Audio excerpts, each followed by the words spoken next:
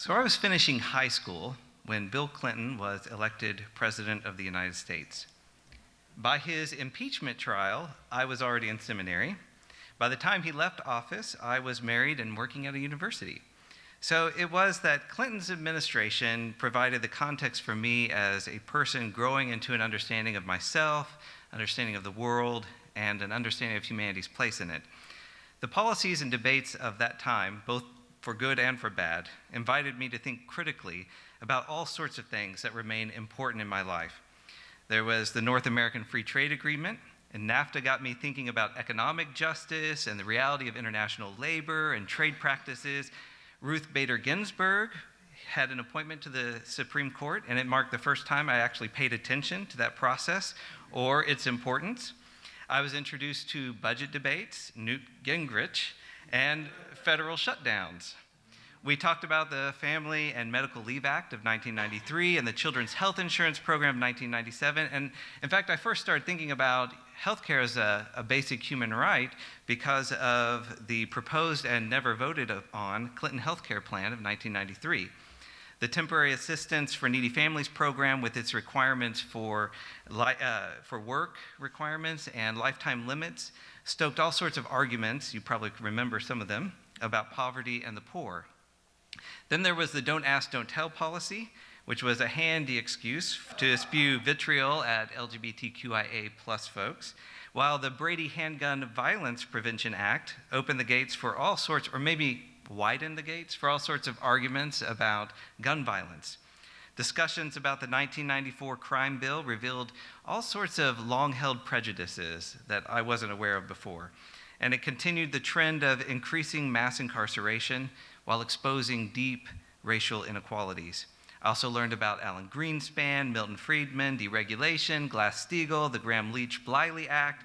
We started the Brownfields National Partnership, we signed the Kyoto Protocol, and we argued about environmental protections. In foreign policy, the headlines were filled with news about Somalia, Kosovo, NATO, and the PLO.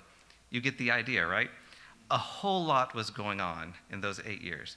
Issues that, in fact, remain relevant and important today, and I began my political education. But for all that, if we're honest, if I say the name Bill Clinton, what's the first thing that comes to your mind, right? All those things are not usually the first thing that come to our mind. To be honest, I could only recall about 2/3 of them. As important as they were in my life, I could only recall about 2/3 of them, and I didn't trust myself. I had to go back and check my facts to make sure I really remembered it. What's difficult to forget is the political spectacle day in and day out that revolved around Ken Starr, Whitewater, Paula Jones, and Monica Lewinsky. That was a different kind of political education. The people around me in this very conservative subculture of very conservative Southwest Missouri that I grew up in, the people around me that spoke most loudly about Bill Clinton were usually those folks who were already against him, and they appeared to me to be people who were looking for reasons that proved them right about conclusions they'd already made. That was not the case, however, when it came to Monica Lewinsky. They didn't know her name before the scandal hit the press, and their vicious assaults spoke volumes. These words were meant to reinforce repressive sexual mores through disgust and shame. And while the impeachment trial focused on perjury, it wasn't the lying that captured my community's attention, it was the sex. And I don't mean the adultery. It was the specific sex acts that both fascinated and disgusted and repulsed them. Lewinsky was not much older than I was at the time, and I think her youth made her that much more of a target. My elders, the elders of the communities I belonged to, wanted to make an example of her. And they wanted to bully us into living up to their own repressive expectations. We were warned constantly to resist our urges, to resist using our hormones as an excuse to do things that they called immoral and sinful, and above all, they wanted us to remember that God was watching us at all times.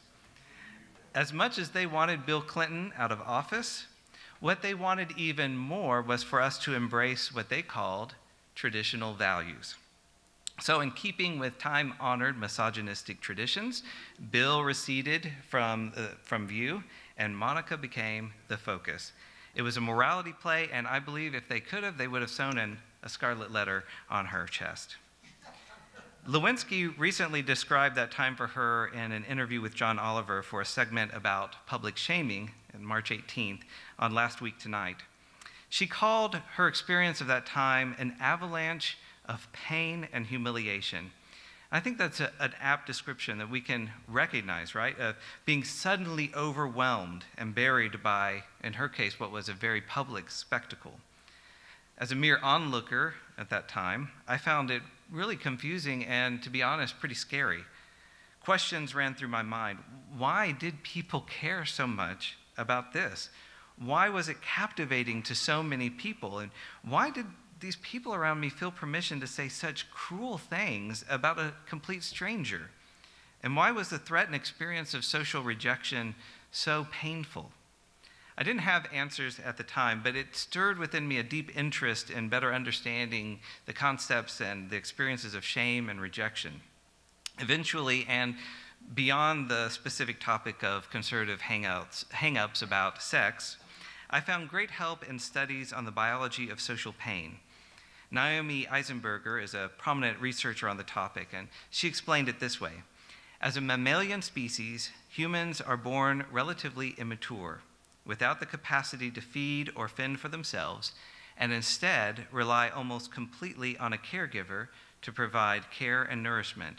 Because of this prolonged period of mammalian immaturity, the social attachment system, which promotes social bonding, may have piggybacked onto the physical pain system, borrowing that pain signal itself to indicate when social relationships are threatened, thus promoting survival. In practical terms, this means that social pain feels similar to physical pain because the experience of pain is meant to warn us that something threatening is happening.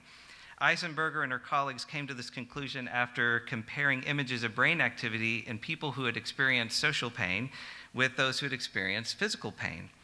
She says, we were sitting next to each other and noticed how similar the brain images looked. And that similarity led to further research that established that physical and social pain are both, to quote the study, processed in the same region of the brain. Physical pain has two aspects, the sensory experience of pain and the emotional component in which your brain decides just how bad something is, how negative or distressing that pain is. It's this latter part that is shared with social pain. This doesn't mean that physical pain is the same as social pain, but it does mean that physical pain and social pain share an alarm system, and that our brains experience and process that pain in similar ways. In other words, we really can feel it when we're given a cold shoulder. Feelings really can get hurt. Your heart can be broken. And it is this way because humans, by and large, depend on one another to survive. Social rejection feels scary and it feels threatening because for long stretches of evolutionary history, being rejected by our kin group was almost definitely a death sentence. All the dangers that we faced already as a group, predators, starvation, disease, things like this, all of those were intensified and all of our vulnerabilities were exposed when we were left alone. Social pain became the alarm system we needed to stay alive. So our experience of social pain helps us survive. It helps us value relationships, and it helps us, I think, be willing to do some of the hard work of community when we might otherwise just give up. But there's this rather obvious vulnerability, isn't there?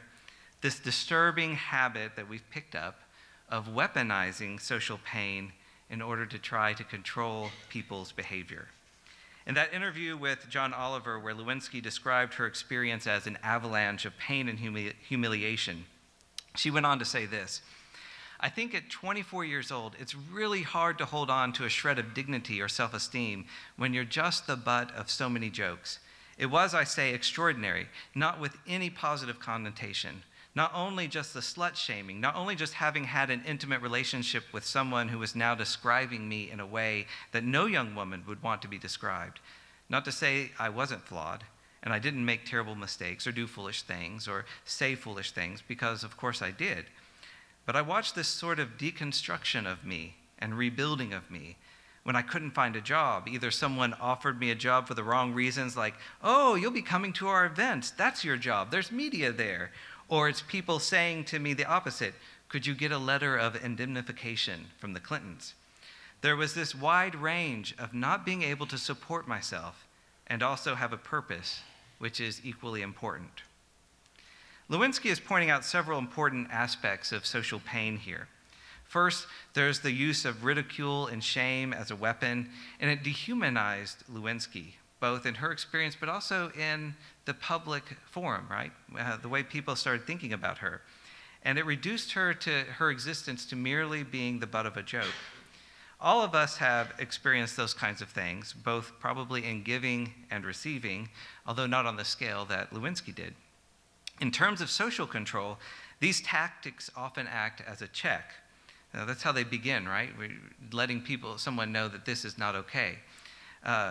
And that check is as much for the larger community as it is for the person being shamed. We're communicating to everyone around, this is what's acceptable and this isn't. But the dehumanization aspect goes even further. That's meant to serve as a warning, and especially unheeded, it can lead to being shunned or betrayed.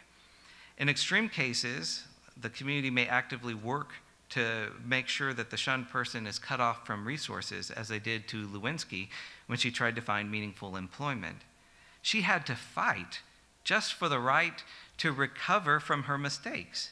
She had to fight for the right to recover from those overwhelming circumstances just so she could support herself and have a purpose in life.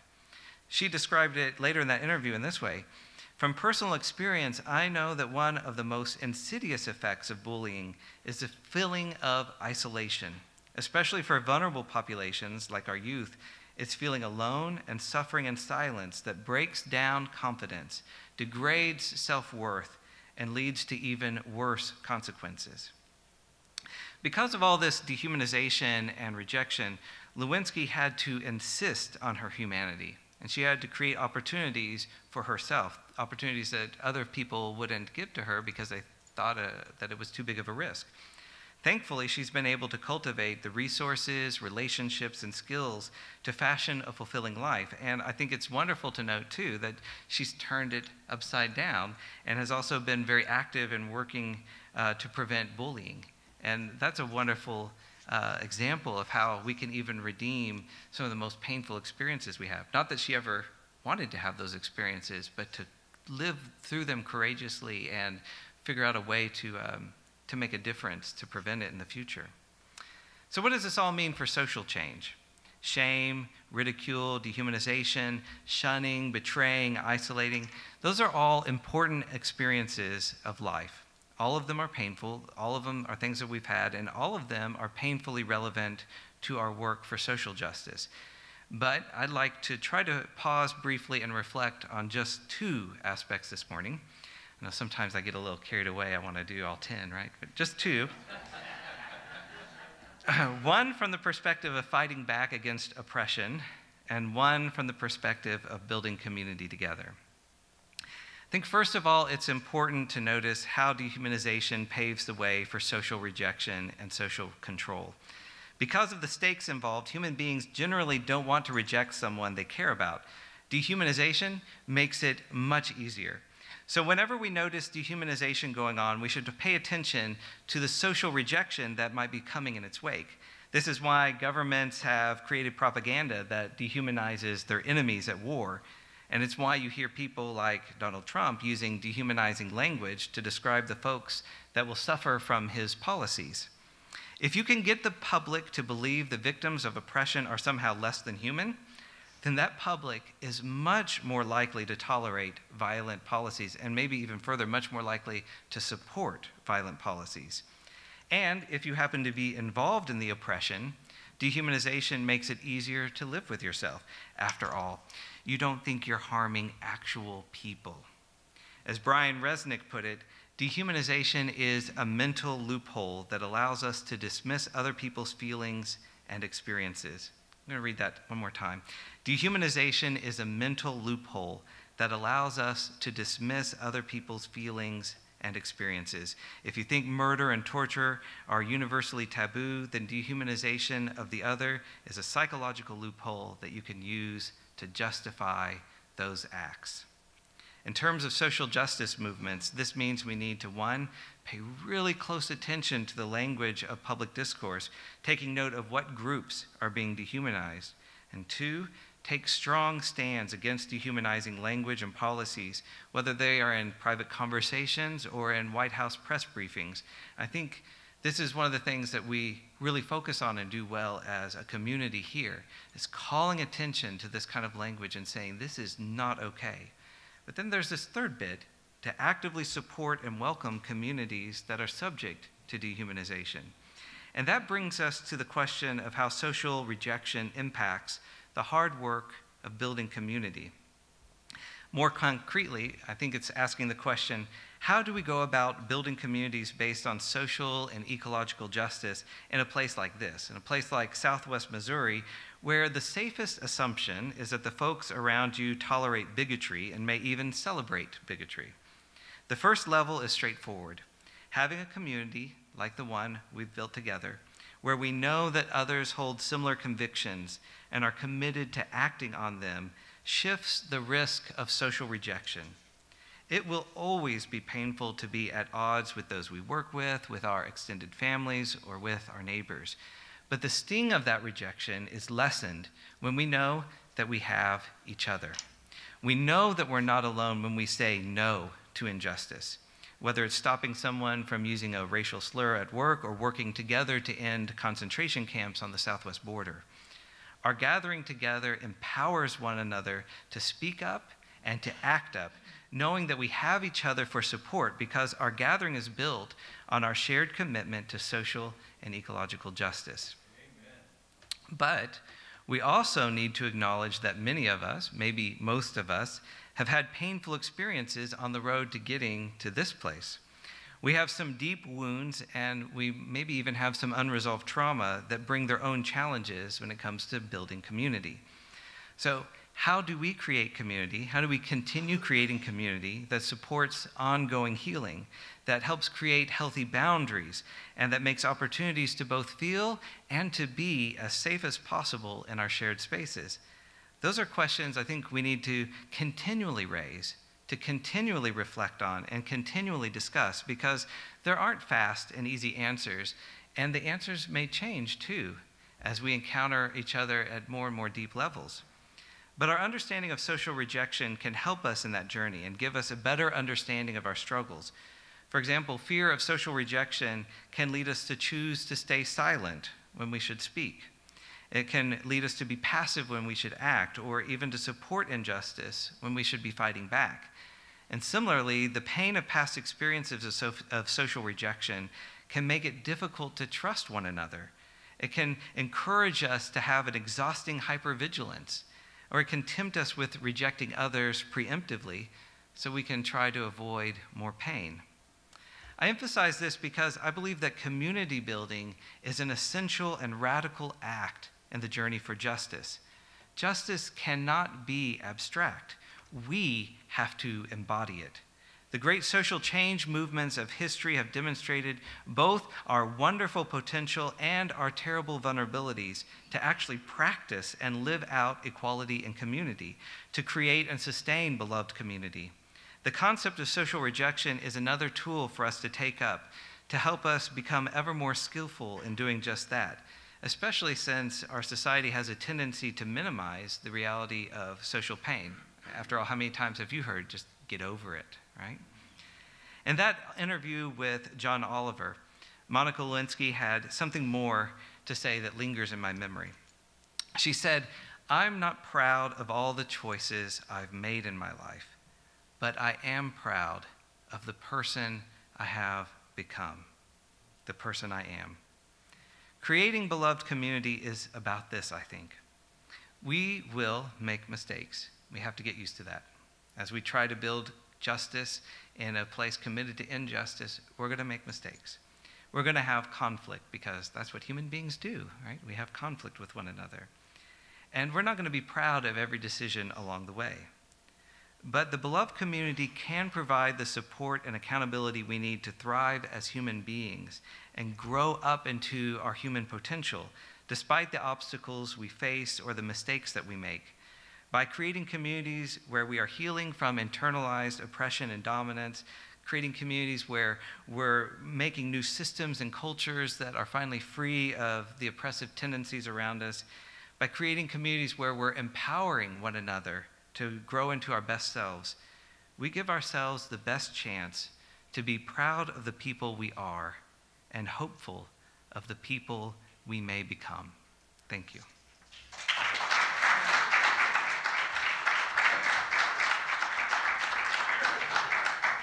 Thank you for watching our videos.